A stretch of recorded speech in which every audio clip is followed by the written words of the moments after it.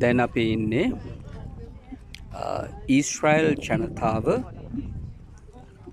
පොරුන්දු දේශය කරා ගෙන යන ගමන තුලදී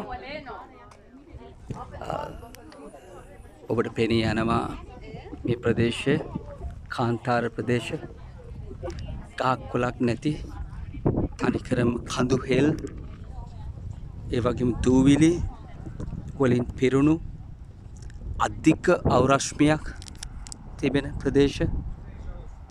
එතකොට මේ ප්‍රදේශ හරහා තමා මේ කඳු හෙල් අතරින් තමා එදා පාරාවෝ රජුරුවන්ගෙන් ඊශ්‍රායල් ජනතාව ගලවාගෙන මෝසෙස්තුමා පොරුන්දු දේශය කරා ගෙන යන්නට ඒ ඊශ්‍රායල් ජනතාව අරගෙන ආවේ.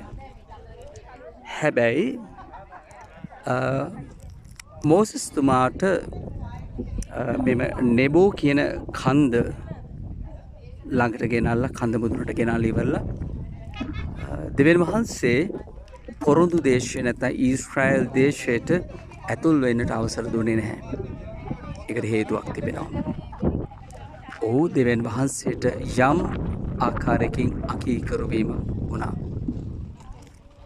ඉතින් අවසානයේදී මේ කඳු මුදුනට ගෙනල්ලා ඉවරලා මේ කඳු මුදුන තුල සිට දෙවියන් වහන්සේ ඔහුට පෙන්වුවා අන්න තිබෙනවා ජෙරිකෝව ඒත් එක්කම ඊට හැයින් ඊශ්‍රායලේ ඒ තමා ඔබ යන්නට සිටි තැන. මම මගේ වචන වලින් කියන්නේ බොහොම සරලව ඔබට තේරුම් ගැනීම පහසු වෙන්නට. ඒත් එක්කම එතනින් එහාට මෝසස් යන්නට අවස්ථාවක් දෙන්නේ නැහැ. ඒත් එක්කම මේ ස්ථානය තුල තවත් සලකුණක් තිබෙනවා. ඔබට පේනී යනවා ඇති. මේ තමා පාලුකරේදී ඊශ්‍රායල් ජනතාව එන අතරතුරදී මේ කාන්තාර මැදින් එනකොට කාන්තාරය තුල හිටියා විස්සකුරු සර්පයින්. ඒතර මේ විස්සකුරු සර්පයෝ මේ ඊශ්‍රායල් ජනතාව දෂ්ට කරනකොට මිනිස්සු මැරෙන්න පටන් ගත්තා.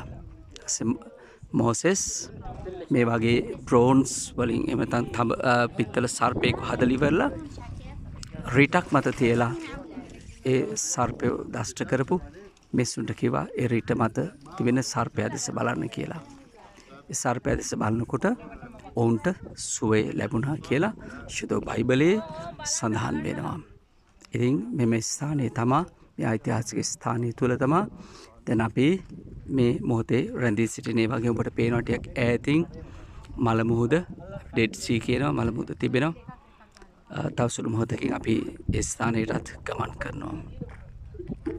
නැවත වතාවක් ඔබට පෙන්වන්නේ මේ ගමන තුල තිබුණු ඒ අසීරුතාවය ඒ වේදනාත්මක අත්දැකීම් ඒ මිනිස්සු විඳපු අවුව අතරින් කඳු හෙල් අතරින් ඉන්නට තැනක් නැතිව හරියට කන්නට බොන්නට යමක් නැතිව ඔවුන් ගමන් කෙරුවේ මෙන්න මේ ප්‍රදේශ හරහායි.